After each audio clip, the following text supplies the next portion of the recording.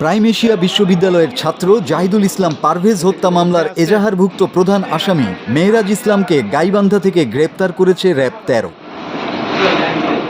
চাঞ্চল্যকর এই হত্যা মামলার আসামিদের ধরতে অভিযানের ধারাবাহিকতায় সুনির্দিষ্ট তথ্য ও গোপন সংবাদের ভিত্তিতে র্যাব ১৩ গাইবান্ধা ক্যাম্পের একটি দল তথ্য প্রযুক্তি ও গোয়েন্দা তথ্যের মাধ্যমে জানতে পারেন যে পারভেজ হত্যা মামলার এজাহারভুক্ত ১ নং আসামি মোহাম্মদ মেহরাজ ইসলাম গাইবান্ধা জেলার সদর থানা এলাকায় অবস্থান করছেন। খবর পেয়ে ফোর্সসহ সদর থানার সাহাপাড়া ইউনিয়নের ভবানীপুর গ্রামের জনৈক মোহাম্মদ এরশাদ হোসেনের বাড়ি থেকে বিকেল 4:30টার দিকে তাকে গ্রেপ্তার করা হয়।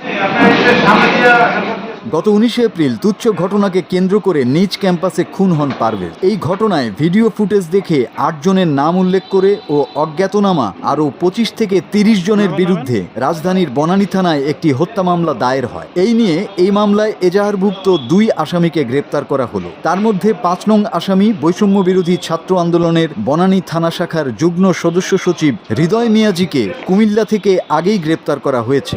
বাকি আসামিদের গ্রেপ্তারে অভিযান চলছে। মাসুদ হাসান, বাংলা টিভি।